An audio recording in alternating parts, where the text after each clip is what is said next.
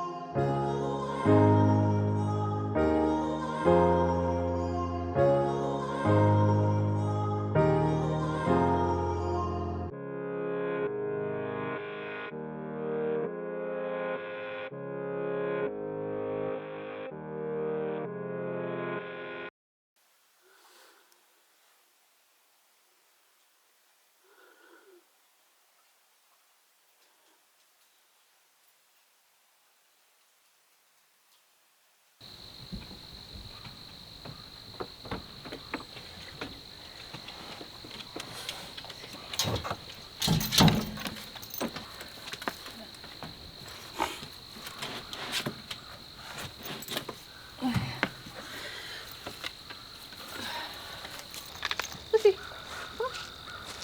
This way. Come on, baby. Go on, go potty. Go potty, Lucy. Where are you going?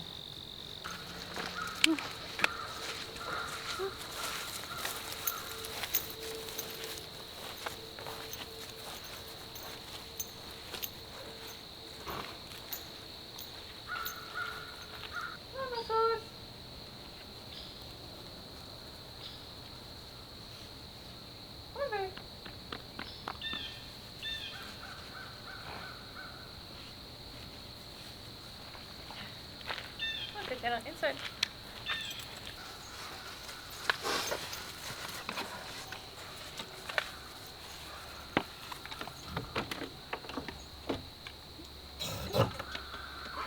Oh, get up there.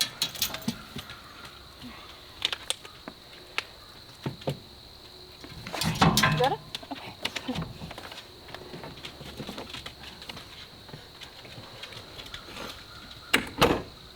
So from this point on, nothing else went according to plan. So the video is not going to persist in this, and we're going to kind of talk about what happened. Like, things were not going according to plan, honestly, before we even left for this trip.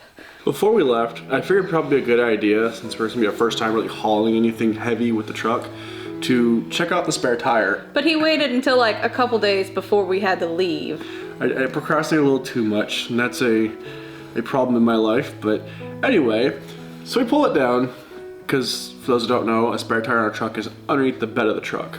And so we had to pull that down, and that was the first time that it was like a oh no moment, because it was completely covered in rust. It was the one thing I didn't really super look at. I don't think you even cared to look at it. Didn't really think I was about ready it. for a YOLO trip. It was covered in rust, and it may have been fine to just clean it up and throw a new tire on it and call it a day. I didn't want to risk it, so we ended up getting a new tire and rim together. Unfortunately, he messed that part up too. Although the tire will fit and it will go on. And the rim is really nice and it's weight rated, and so we didn't have a problem with that. The problem is the lug nuts. It's one of those easy things to overlook. We have aluminum wheels on the truck from stock, and that means they have a flush back and they kind of have a spinning part to it. So when you interfaces with the tire, it actually twists a little bit more, but it's a flat interface. The new rim has a tapered lug nut, so it goes into a hole and meets a tapered face. Our lug nuts just weren't gonna work. So we ended up having to buy lug nuts to go with the rim, because it was really short on time because I waited way too long, and that was the only solution I really had, was to hit up AutoZone and just grab some lug nuts. Yeah, so if that would have went out, like, we needed that spare tire on the way up, we wouldn't have had the lug nuts for it. We bought them in New York. Upon arriving to New York, we let the dogs out. We walked them real quick, let them go potty, and we were about to go into my uncle's camper, which is the one that you see me coming in and out of right before we ended the pretty little fancy sequence. And we went to go put them in the camper. Before we even got in that camper, we hear a psh. We're like, what in the world is that sound? And we're like, oh no. Like literally, we just pulled in, had long enough to let the dogs go potty, and that's when that happened. I'm glad it waited till we were in the driveway. If we were on the road any longer or had any extra weight, we probably wouldn't have made it the trip there that night, and we'd been sleeping in the truck because the lug nuts wouldn't have worked, and it would have been a whole nother adventure in itself. Fortunately, it did last. We went to go look at it, and basically what happened was the valve stem ruptured, and before we even left on the trip, like maybe a week prior, we had another one rupture. It was different though, because the original one that ruptured, it started having a low tire alarm every once in a while, and I'd fill it back up. And then one day when I went to go fill it up, that's when that one ruptured. This one ruptured way faster, but they were both because of dry rot, and they both ruptured in the same way. So at that point, we decided to get a hold of one of my people up there and get the rest of them replaced. We weren't taking any more chances. Once one went, we're like, okay, that's a thing, whatever, fluke accident. Two of them, that's a sign of bigger things to come. So we decided to knock them all out and not have to deal with that. So on the day that you've seen the sequence that we've had to cut off of, we actually went to go look at the camper and see what needed to be done to get it to move. And when we looked at all of the tires, we noticed that they were dry rotted. That's not surprising considering how long it sat. So we ended up having to take them off the camper to go get them worked on, because for those that don't know, most places don't like to work on campers. They don't really have the headroom to lift one up inside the garages. But that led us into another problem. And that's that when I went to go take tires off, I figured I would just use the jacks on the camper to lift the camper. But those were bent. They're still bent. Yeah, we are hoping that they make it through till we can get new ones at this point. Yeah, we're gonna have to get new ones before we can actually use them. Do not ever use a bent jack for any reason. Yeah. So we ended up using a floor jack and some jack stands while we were up there in order to safely support the trailer to get the new tires and stems. Yep. So now we've got all new stems all the way across the board. New tires on the camper. On the camper. There was one other thing that we had that was broken that was kind of out of left field. We went to go put the license plate on officially, and the license plate section was broke off. Like it was gone.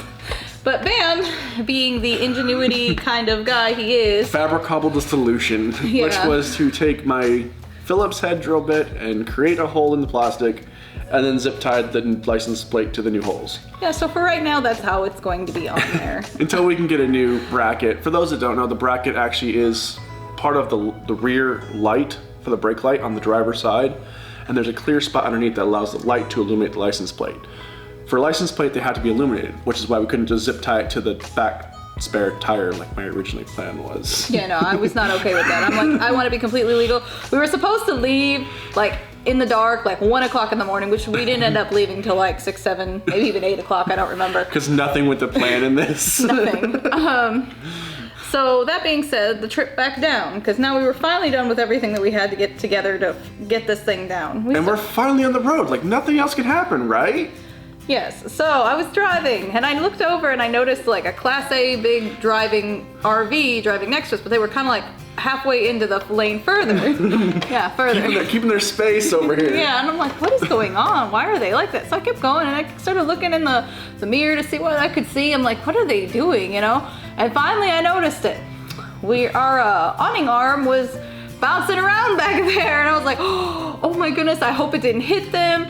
So anyway, we pulled over, Bam secured it down. I did a quick tie up with a loose ratchet strap that I had and just figured it would hold till we got home and we could work on it. Yeah, we got back on the road and a little ways down the way, I looked back out there and here's this strap.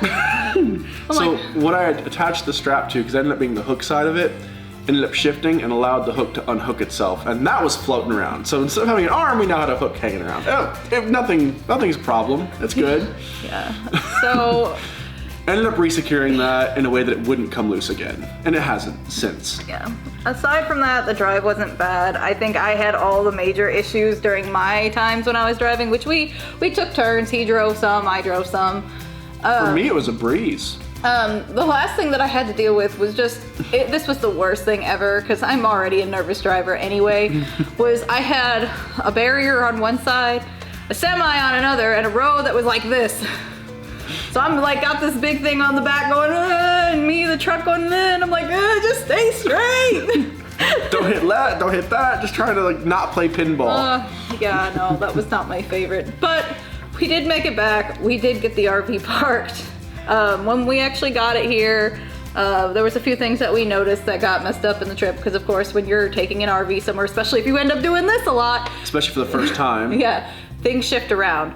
One of the biggest moments when we stepped into the RV was we noticed that the side of the couch had actually fallen off. The one nearest the door when you open it up. Yeah. It almost fell on the door, which would have been interesting. The thing about the camper is it is showing its age. It does have things that aren't right. We know that we've got like a bench that we're gonna have to replace out of the table area. And obviously that's weak and obviously at this point falling apart. So there's gonna be some rebuilding that we're gonna have to do there, of course. Another thing that we noticed upon getting in there is the CD player had popped open. We tried to push it back closed and it will not close. We are unsure if we're gonna actually keep it anyway, so it might not be a big deal. It may end up just being a project for me on the weekend, so it might be just a fun thing to work on. But in the meantime, until we figure out if we're gonna keep it or not, it's not a big deal. And connected to the CD player, I'm assuming, is a speaker. The actual cap popped off of it and was on the ground. It was easy to pop back in, but being the factor it's popped off once, my guess is that if we drive it and we end up on some rough roads, it's probably gonna pop off again. We may end up securing that with some kind of glue or something long term if we decide to even keep them in the camper. Again, yes. If we replace the CD player, we probably won't, or remove the CD player, we probably won't replace it, we probably won't add speakers. Yeah. The last thing that we noticed when we were walking around after we got the camper actually set on the ground flat as we could, level where we're at. There was a cap missing on the bumper.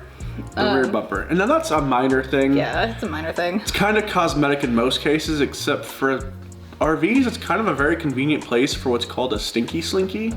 I'm sure there's a more technical name, but we like that name. The waste hose, where you dump your black tank, your gray tank from. Usually you have a hose that connects from the RV to the place that you're dumping. And usually you're expected to have your own. And that's usually where people store it because it's outside the vehicle, so it doesn't smell up the vehicle or the building, whatever you want to call it, the trailer. And the caps kind of hold it in the bumper. So missing one, we were afraid that had flown out. Luckily it didn't, but we do have to replace that before we go on another road trip. Yep. It was an eventful time.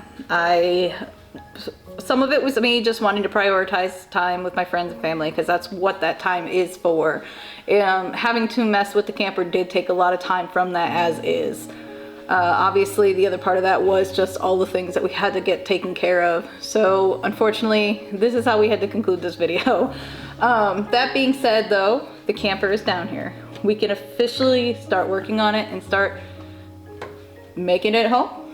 Yeah, we can repair the things that are showing its age and we can customize the things that we want to change, and we're finally at the point where we can have hands-on, and that is exciting. So anyway, with that being said, I'm not going to hold you guys up any longer. I know this video is super late compared to normal. Usually we're just compared to what we originally planned, as you could tell by the beginning of this video. Yes. So that being said, we're going to let you guys do whatever you guys do during your days, and we'll see you guys in 2 weeks. Hope if you like this video, go ahead and like it. If you want to see more about our journey and transitioning into RV life, go ahead and subscribe. Aside from that, just be safe. Yeah. And like I said before, we'll see you in 2 weeks. Bye. I'm staying strong, need to move on to be what I want. I'll keep dreaming on. I'm staying strong, need to move on to be what I want.